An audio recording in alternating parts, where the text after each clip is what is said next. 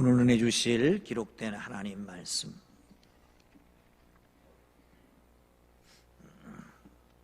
누가복음 2장입니다.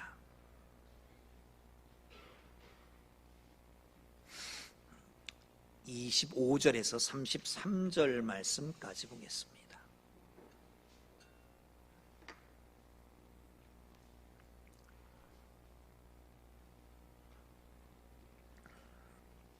누가복음 2장 25절에서 33절까지 말씀입니다. 찾으셨으면 우리 함께 읽겠습니다.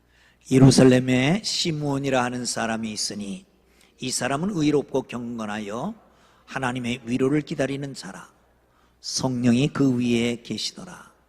그가 주의 그리스도를 보기 전에는 죽지 아니하리라 하는 성령의 지시를 받았더니 성령의 감동으로 성전에 들어가매 마침 부모가 율법의 관례대로 행하고자 하여 그 아기 예수를 데리고 오는지라.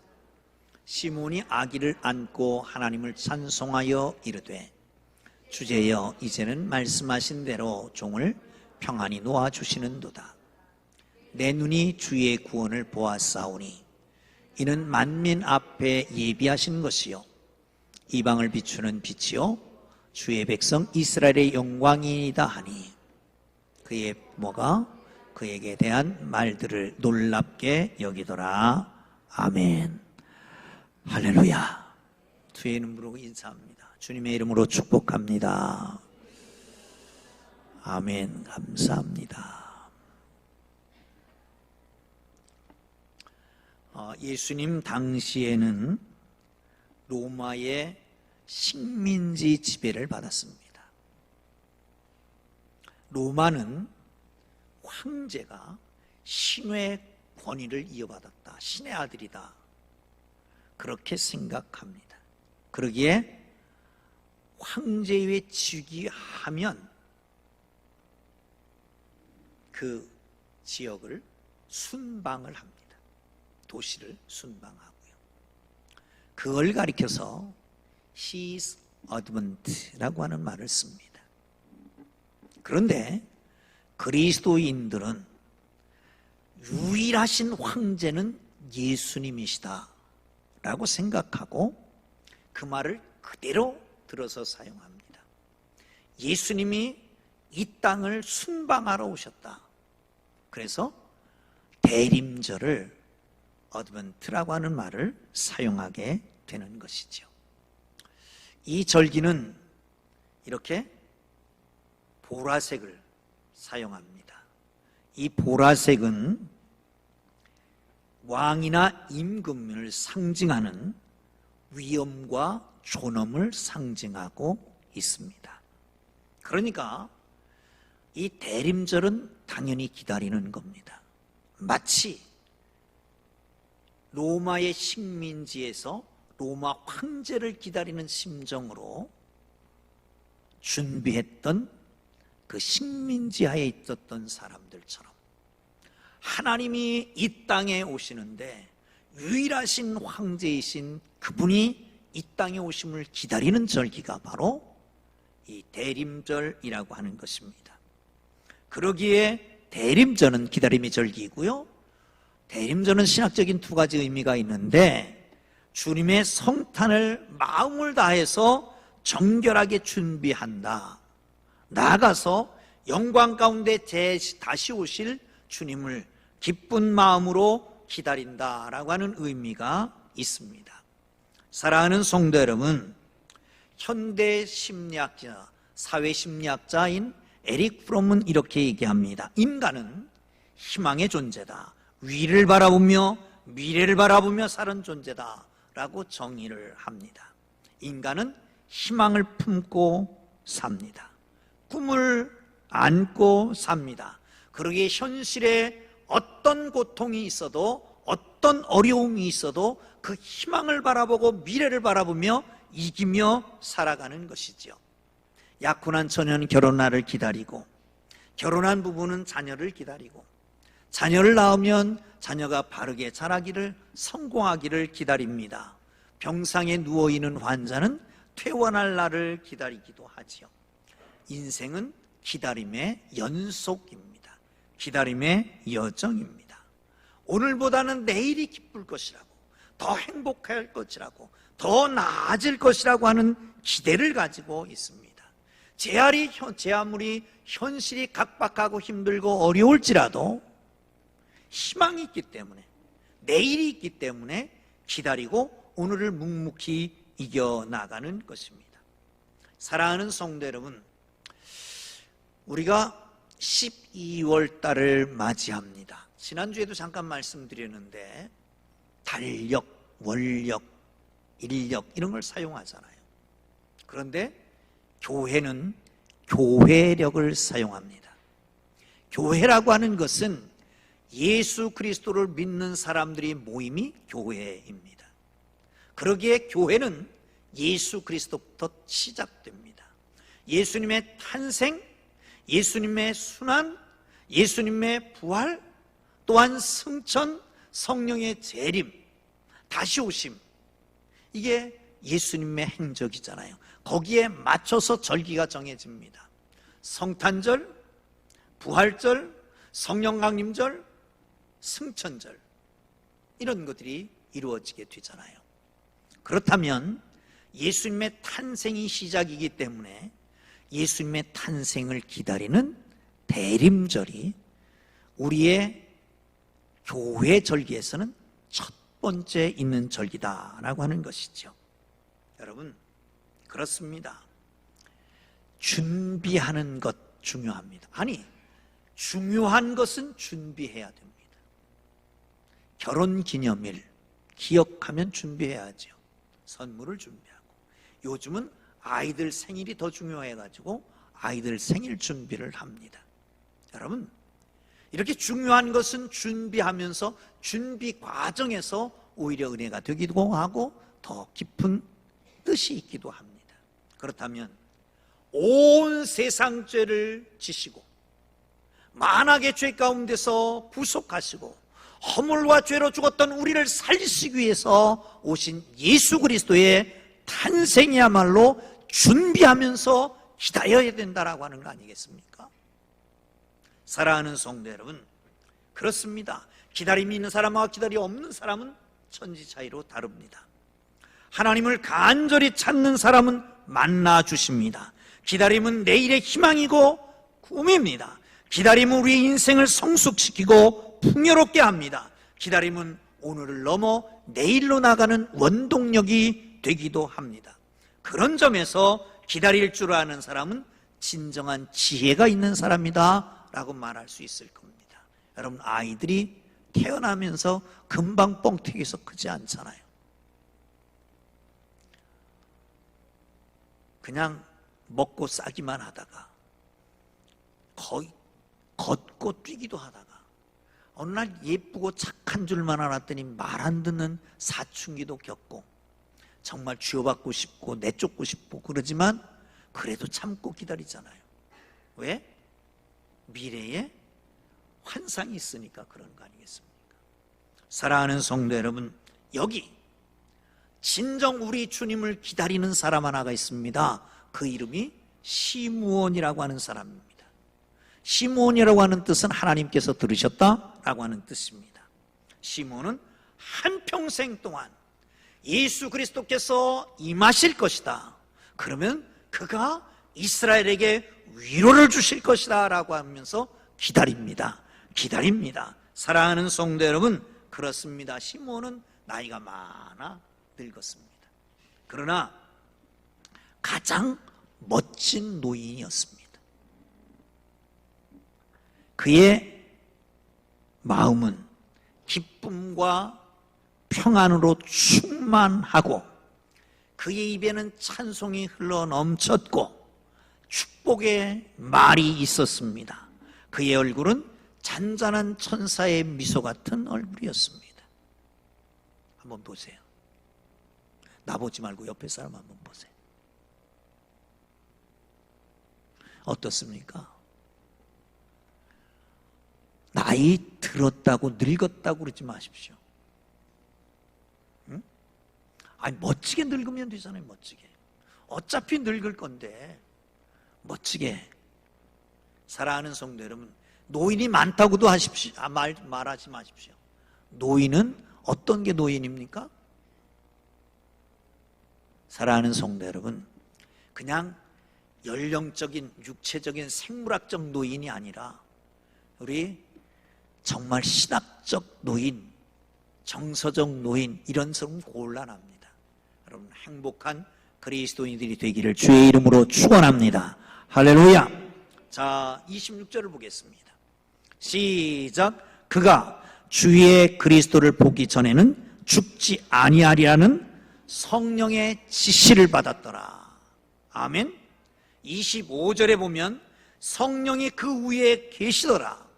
27절에 보면 성령이 감동으로. 시몬은 어떤 사람입니까? 성령의 지시를 받았습니다. 성령이 그 위에 늘 계셨습니다. 성령의 감동에 의해서 움직였습니다. 이 사람이야말로 성령 충만한 사람이다. 아멘. 성령 충만함은 어떤 것입니까?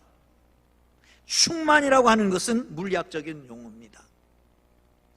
무언가 모르지만 끌려가는 거예요. 차고 넘치는 거예요. 그게 충만입니다. 여러분, 물이 있습니다. 여기 물에다 소금을 넣으면 짭짤한 소금물이 됩니다. 근데 어느 날 그 물에다가 무언가 충격을 가하든지 열을 가하든지 하면 입자가 생기기 시작합니다. 그걸 가리켜서 충만이라고 합니다. 사랑하는 성도 여러분, 누가 우리를 건드린다, 충격을 준다, 그럴 때 입자가 생겨야 됩니다. 무슨 입자가? 충만한 성령의 입자가. 툭 건드리면 사랑과 희락과 화평과 오래 참음과 자비와 양선과 충성과 온유와 절제 같은 인격이 튀어나와야 됩니다. 이게 바로 성령 충만한 사람들입니다. 충만은 한 번 전에 받았다, 그게 아닙니다. 한 번 눈물 콧물 흘렸다, 그게 충만이 아닙니다. 충만이라고 하는 것은 내 의지 상관없이, 지식도 상관없이, 감정도 상관없이 무언가에 끌려가는 것, 그것을 가리켜서 충만이라고 합니다. 그런 맥락에서 성령 충만이라고 하는 것은 내 의식이 아니라, 내 지식이 아니라, 내 지의지가 아니라 하나님의 영에 의해서 끌려가는 삶입니다. 마치 시므온처럼 말이죠. 성령이 그 위에 있었습니다. 지시하셨습니다. 성령의 감동에 따라서 움직입니다. 이게 바로 성령 충만입니다. 그런데 성령의 감동에 따라서 성전에 들어갔더니 그 똑같은 시간에 하나님께서 또 한 사람을 성령의 감동을 주셨습니다. 그게 누구냐? 마리아와 요셉입니다. 그 아이를 데리고 성전에 와서 정결 예식을 하려고 들어온 거예요. 딱 맞았습니다. 사랑하는 성도 여러분, 성령의 내주하심입니다. 성령의 내주하심입니다. 예수 그리스도를 영접하는 순간 성령께서 우리 속에 계십니다. 나가서 다시 또 성령께서 감동하시고 그 성령께 민감하게 반응하며 사는 하나님의 사람들 되기를 주의 이름으로 축원합니다. 할렐루야. 할렐루야. 당시에 세상이 어려웠습니다. 그러기에 메시아가 오셔야만 된다고 말로들은 했습니다. 그러나 아무도 이스라엘의 소망이고 구원이고 이스라엘의 메시아를 믿는 사람이 아무도 없습니다. 기다리지도 않고 알아보지도 못했습니다. 여러분, 세계 7대 불가사의 알죠? 이집트의 피라민, 그런가 하면 로마의 콜로세움, 알렉산드리아의 영굴, 중국의 만리장석, 영국의 스톤헨지, 그리고 이탈리아의 피사의 사탑, 터키의 콘스탄티노플의 성 소피아 사원, 사람의 힘으로는 도저히 했을 것 같지 않다라고 하는 겁니다. 그런데 여러분, 현대에 4대 불가사의가 있는 거 아십니까? 사람의 힘으로 도저히 안 되는 것. 첫째, 하늘에서 별 따기. 두 번째, 장가간 아들 내 편 만들기. 세 번째, 스님 머리에 핀 꽂기. 네 번째, 은퇴한 남편 존경하기. 사는 게 만만치 않습니다. 그런데 또 하나가 있습니다. 그리스도인이 정말 힘들고 어려울 때 하나님 안 믿는 거. 왜 그럽니까? 이 순간은 꼭 하나님을 믿어야 되는데 안 믿어.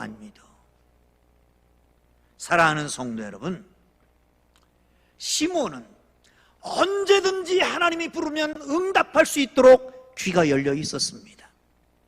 어떤 상황에서든지 하나님의 섭리를 볼 수 있는 영적인 눈도 열려 있었습니다.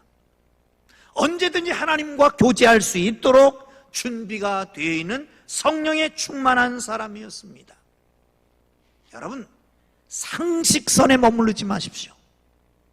상식 가지고 해결되는 게 아닙니다. 상식적으로 왜 그렇게 했을까? 여러분, 그런 상식 이하의 일들이 많지요. 그러나 상식 가지고 되는 게 아닙니다. 생생하고 선명한 하나님의 인도 속에 주의 음성을 듣는 하나님의 사람들 되기를 주의 이름으로 축원합니다. 아멘. 연말이 됐습니다. 금년까지 살아온 여정을 돌이켜보면 상식선에 머물러 있었던 사람들이 많습니다. 합리적이고. 여러분, 그렇게 마치겠습니까? 그거는 예수 안 믿는 사람들도 그렇게 사는 겁니다. 예수 믿는 사람이라면 상식을 뛰어넘어 하나님이 지배하시고 하나님이 인도하심에 민감하게 하나님의 성령의 감동을 살아가는 게 하나님의 사람입니다. 할렐루야! 이 대림절 기간에 시므온같이 성령의 사람, 성령 충만한 사람들이 되기를 주의 이름으로 축원합니다. 아멘. 25절을 보겠습니다. 시작. 예루살렘에 시므온이라는 사람이 있으니 이 사람 의롭고 경건하여 이스라엘의 위로를 기다리는 자라. 성령이 그 위에 계시더라. 아멘. 할렐루야. 시므온은 이스라엘의 위로를 기다리는 사람이었습니다. 로마의 식민지였다고 그랬잖아요. 그러니까 그 식민지 안에 있는 모든 사람들이 황제를 섬겨야만 됐습니다. 그러니 예수 믿는 사람은 유일한 황제에는 하나님만 섬겨야 되는데, 그런데 거기에 절할 수가 없으니까 얼마나 핍박이 심했겠어요. 그러니 이것을 해결하시기 위해서 위로가 있어야 됩니다. 예수 그리스도가 재림해야 됩니다. 농사를 잘 지어놓습니다. 그런데 세금이라고 하는 것으로 다 수탈해 갑니다. 얼마나 살기가 힘들었겠습니다. 위로가 필요했습니다. 시므온은 하나님의 백성들이 이스라엘 백성들에게 하나님의 위로가 필요함을 알았습니다. 그게 바로 다시 오실 메시아가 그런 위로를 주실 것이라고 하는 확신을 가졌습니다. 왜? 성경에 있으니까요. 이사야 49장을 봅니다. 13절 시작. 하늘이여 노래하라, 땅이여 기뻐하라, 산들이여 즐거이 노래하라. 여호와께서 그의 백성을 위로하셨은즉 그의 고난당하는 자들이 증률이 여기실 것이라. 아멘. 하나님은 고난당하는 자를 위로하시는 분입니다. 아멘. 할렐루야. 우리가 믿는 하나님, 우리 아버지, 우리의 삶의 현장 한복판에 그 어떤 어려움을 겪을지라도 위로하시는 하나님인 걸 믿으시기를 축원합니다. 아멘. 그러므로 여러분, 어떤 환난 중에서도 위로를 주시는 우리 주님을 바라보면 찬양하고 기도할 수가 있을 것입니다. 그렇습니다. 얼마나 힘드십니까?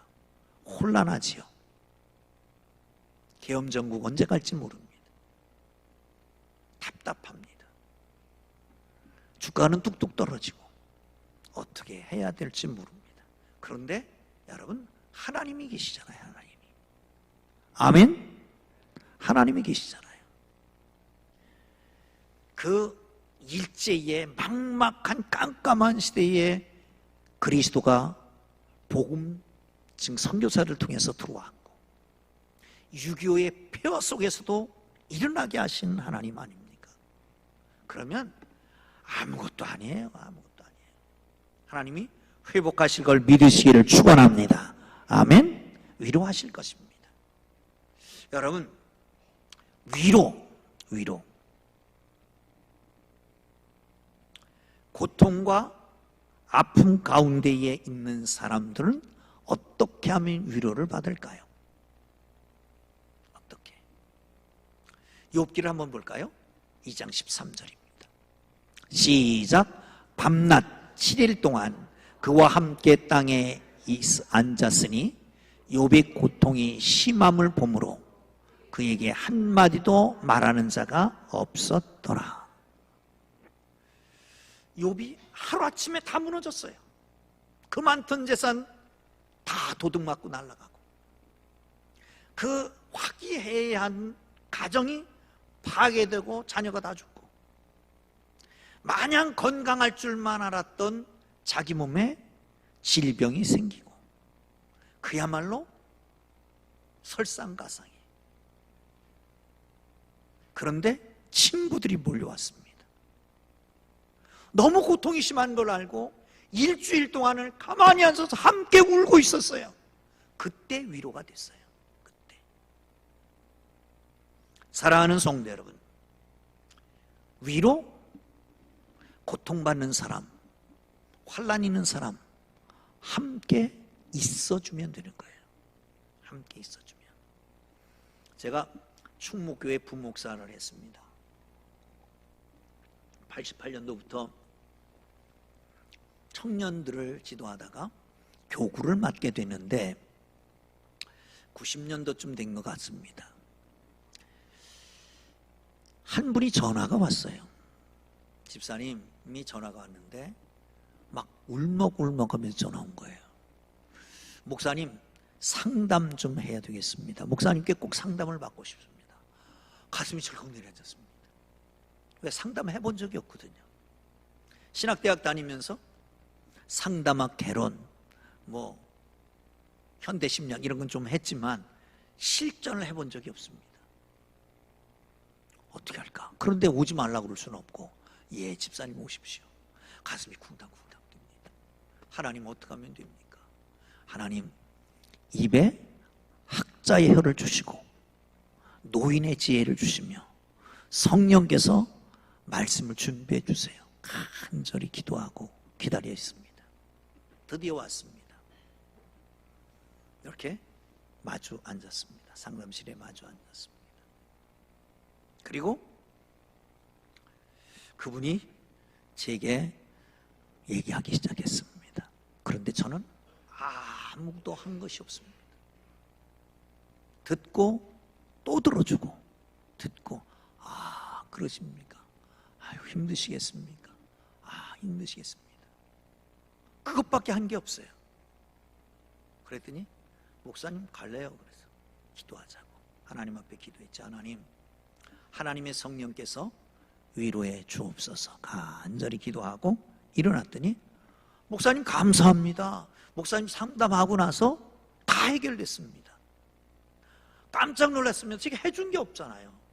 그냥 앉아서 들어준 것밖에 없는데, 맞장구 쳐준 것밖에 없는데 해결됐다고 일어나는 거예요.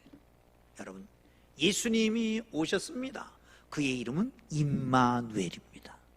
함께 하시려고 온 거예요.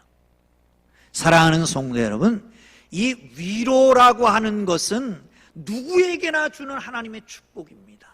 많은 말을 하는 게 아닙니다. 판단을 하는 게 아닙니다. 처방을 내려주는 게 아닙니다. 그냥 들어주는 겁니다. 함께 있어주는 겁니다. 그러면 스스로 위로가 되는 거예요. 우리는 종종 그렇습니다. 욥기를 한 번 더 보실까요? 욥기에 보시면 이렇게 말씀합니다. 욥기에 보면 엘리바스, 빌닷, 소발이 먼 곳에 와서 일주일 동안 앉아 있다가 이제 말을 하기 시작합니다. 처음에는 부드럽게 시작합니다. 점점 더 심해지더니 판단하고 정죄까지 합니다. 아니 뗀 굴뚝에서 연기 나겠느냐? 네가 뭔가 잘못해서 이런 재앙을 받는 거지. 이러고 정죄하고 맙니다. 위로가 될까요? 안 된다라고 하는 것입니다. 진정한 위로는 차가운 머리로 명석한 답을 주는 게 아니라 따뜻한 가슴으로 함께 있어주는 겁니다. 아멘? 그러면 누가 못하겠어요? 다 할 수 있는 거 아니겠습니까? 위로가 있는 곳이 귀합니다. 주님께 위로를 받았으면 위로하는 사람이 돼야 됩니다. 우리가 이사야 40장 1절을 보면 너희의 하나님이 이르시되 너희는 위로하라, 내 백성을 위로하라 라고 말씀합니다. 위로자, 마치 그분은 우리 곁에 계신 분입니다. 성령 보혜사이십니다.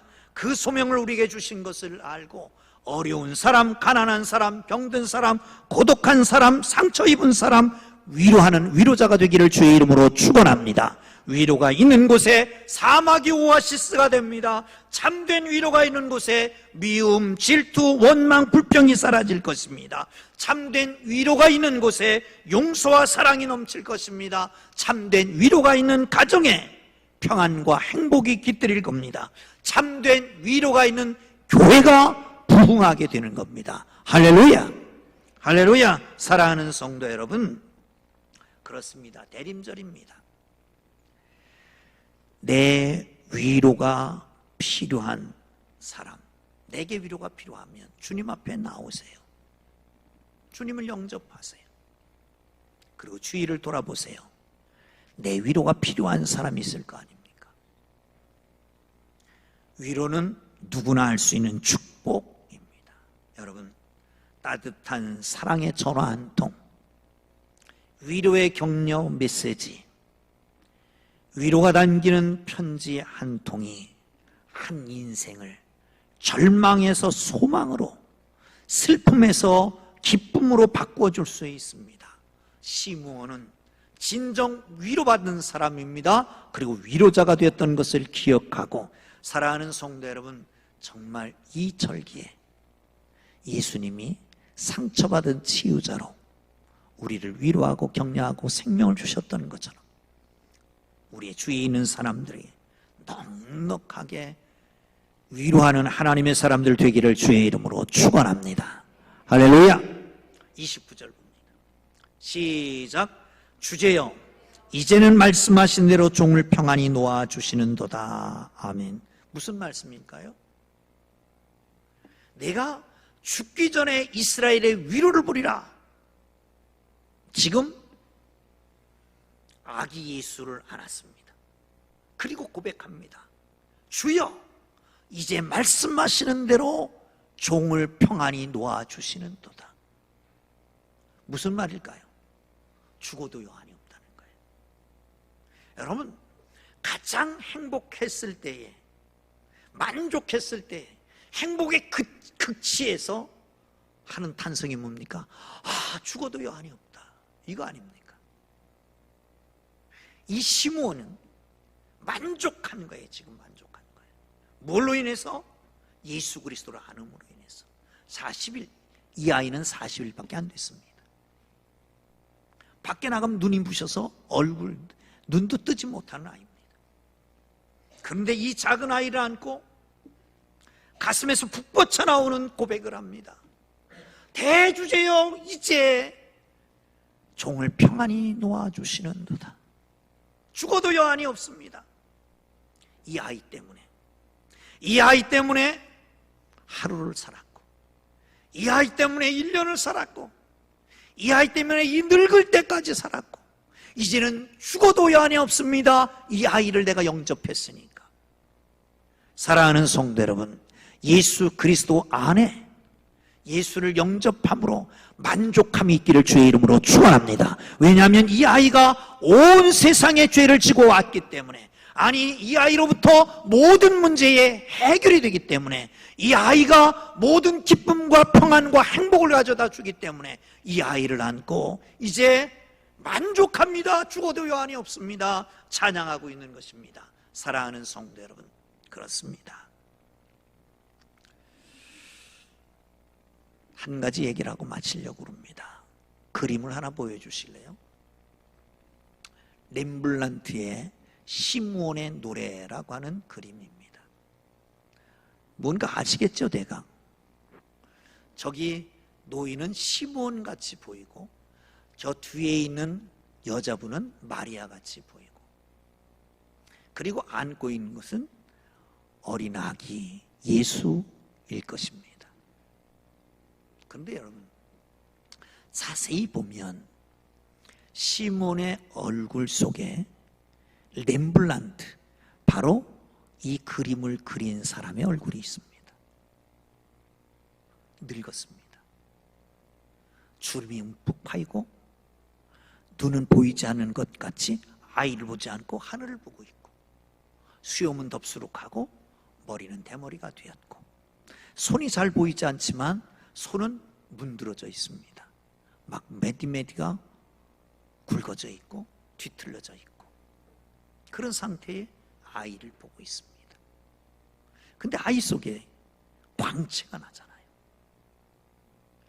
이것은 자기를 형상해서 그린 젊었을 때에 그가 그린 그림들이 있습니다. 성전에 나타나심 내지는 아기 예수의 정결 예식, 거의 비슷한 그림을 그렸는데 저런 모습이 아니었거든요. 힘있게 그랬습니다. 그런데 이제 늙음하게 1669년 작품인데 바로 이 해에 렘블란트가 세상을 떠납니다. 세상을 떠나는 때에 어떻게 됐냐? 젊었을 때는 부유하게 살았는데 세상을 떠날 때쯤 돼서는 파산 선고를 받았습니다. 가난했습니다. 첫째 아내가 죽고 둘째 아내를 얻었는데 둘째 아내도 세상을 떠났습니다. 아들, 딸에서 6남매였었는데 6남매 중에 5은 이미 죽었습니다. 말년이 아주 불행한 화가였습니다. 그런데 그 순간에 아이를 바라봅니다. 눈은 감겨 있는 것 같고, 얼굴은 움푹 패인 주름살에, 손에는 다 문드러진, 그리고 뒤틀린 손을 하고 아이를 안고 위를 바라보며 희망을 표하고 있는 겁니다. 사랑하는 성도 여러분, 세상을 보면 안타깝습니다. 나라를 보면 한심합니다. 앞으로 어떻게 살아야 될지 암담하기도 합니다. 육체는 점점 더 힘들어지고 늙어져 갑니다. 그런데 렘블란트는 그런 상황 속에서 아이를 안습니다. 아이에게 밝은 빛이 비춰집니다. 예수 그리스도의 영광의 빛이요, 능력의 빛이요, 생명의 빛이요, 구원의 빛이 비춰주는 거죠. 사랑하는 성도 여러분, 시대를 원망하지 말고, 나라를 원망하지 말고, 누구를 원망하지 말고, 여러분 세월을 어떻게 하겠습니까? 그러나 우리에게는 소망이 있습니다. 위로가 있습니다. 예수 그리스도 재림, 대림절에 예수 그리스도를 품에 안으시고 영접하고 이 어려운 세대를 이겨나가는 위로자 되신 주님을 만나는 축복이 있기를 주의 이름으로 축원합니다. 할렐루야. 기도하겠습니다.